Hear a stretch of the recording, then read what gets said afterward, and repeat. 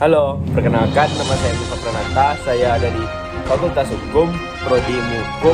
Saya berasal dari kelompok bakti kelompok 34, kelompok FIMER. Di sini saya akan membahas tentang pinjaman online ilegal. Sebelumnya teman-teman tahu nggak apa itu pinjaman online ilegal? Pinjaman online ilegal merupakan sebuah pinjaman online yang tidak didasari oleh OJK atau Otoritas Jasa Keuangan. Dan pinjaman online ilegal ini sangat besar bunganya dan dapat merugikan masyarakat. Selanjutnya yaitu faktor-faktor kenapa orang-orang melakukan pinjaman online ilegal ini. Yang pertama yaitu keterbatasan uang. Orang-orang yang menghadapi kesulitan keuangan serius mungkin merasa terdesak untuk mendapatkan dana secepat mungkin. Pinjaman online ilegal ini sering menawarkan proses yang cepat dan mudah tanpa memerlukan banyak persyaratan yang sehingga menarik bagi mereka yang membutuhkan uang dengan segera. Yang kedua yaitu kurangnya akses ke layanan keuangan formal. Beberapa individu mungkin tidak memiliki akses yang memadai ke lembaga keuangan formal seperti bank, koperasi, atau beberapa lembaga keuangan lainnya. Yang ketiga yaitu ancaman dan tekanan. Pihak yang menawarkan pinjaman ilegal sering menggunakan taktik intimidasi berupa ancaman atau tekanan fisik untuk memaksa peminjam membayar hutangnya tersebut. Ini bisa mengakibatkan stres, kecemasan, bahkan potensi bahaya fisik bagi peminjam. Yang keempat yaitu kehilangan data pribadi. Pinjaman online ilegal ini seringkali meminta informasi pribadi meminjam seperti KTP, nomor rekening bank, dan data pribadi lainnya. Jika lembaga tersebut tidak terpercaya, informasi pribadi ini dapat disalahgunakan untuk kegiatan ilegal atau pencurian identitas atau bisa juga untuk penjualan data diri pribadi. Yang kelima yaitu kehancuran keuangan dan psikologis. Hutang yang terus bertambah dan kesulitan keuangan dapat menyebabkan stres, depresi, dan kegilaan pada kesehatan mental.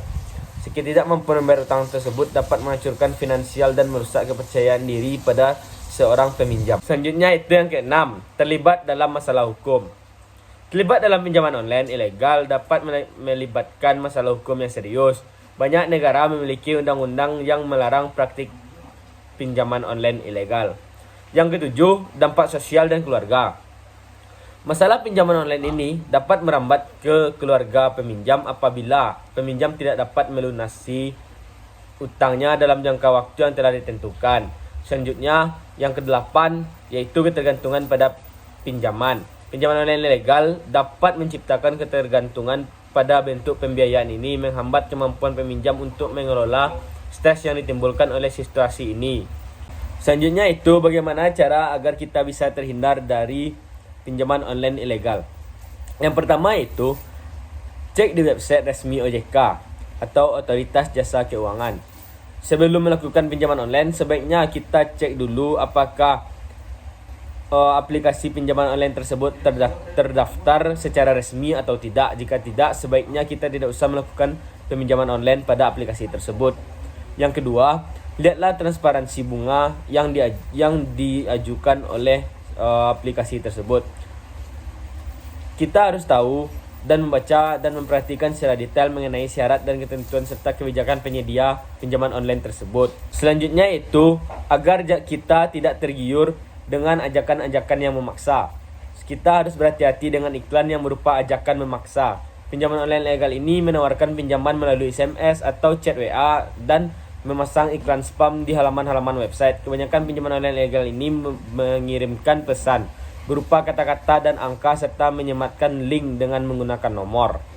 Yang keempat yaitu pastikan rekam jejak digital dari aplikasi pinjaman tersebut. Untuk menghindari kejadian yang tidak kita inginkan seperti kebocoran data pada institusi ilegal, sebaiknya kita memeriksa dahulu legalitas dari aplikasi yang kita gunakan untuk melakukan pinjaman online, seperti izin, identitas pemilik aplikasi tersebut. Baik, sekian dari saya.